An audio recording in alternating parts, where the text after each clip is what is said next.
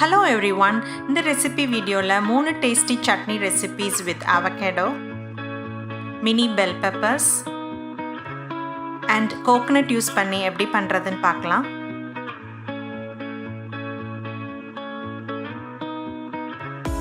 First fried coconut chutney recipe தான் பார்க்க போறோம். So அதுக்கு தேவையான பொருட்கள் என்னன்னு பார்த்தறலாம்.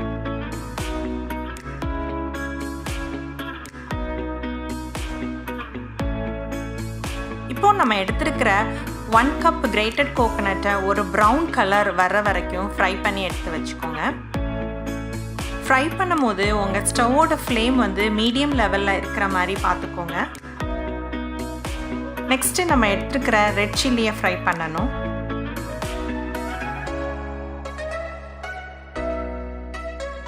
கடைசியா நம்ம எடுத்துக்கிற உடற்தாலையும் ஒரு சின்ன துண்டு tamarind fry பண்ணிக்கணும்.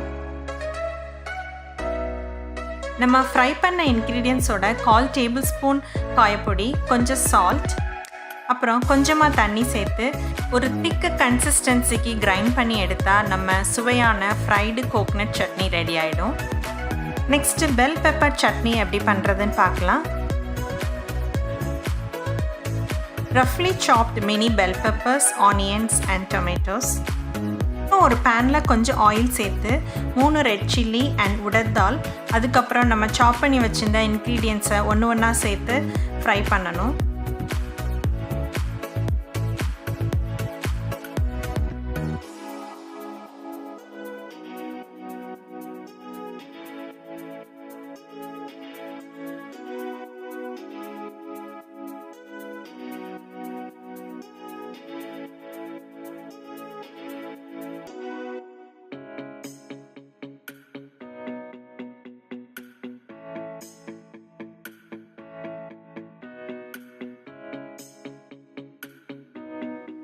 நம்ம சேர்த்த இன்க்ரீடியன்ட்ஸ் எல்லாம் சாஃப்டாக குக் ஆகிற வரைக்கும் ஃப்ரை பண்ணணும்.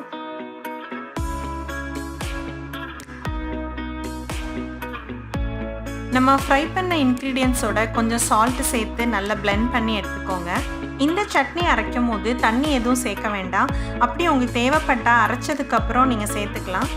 லாஸ்ட்லி நம்ம அவகேடோ சட்னி ரெசிபி எப்படி பண்ணுறதுன்னு பார்க்கலாம். இந்த சட்னிக்கு தேவையான இன்க்ரீடியன்ட்ஸ்: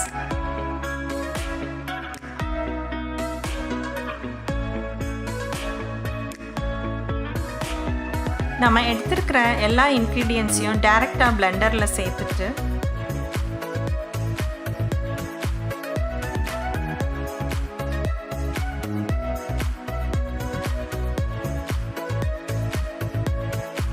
கொஞ்சம் சால்ட் அண்ட் வாட்டர் சேர்த்து பிளெண்ட் பண்ணி எடுத்தால் நம்ம அவகேடோ சட்னி ரெடி ஆகிடும்.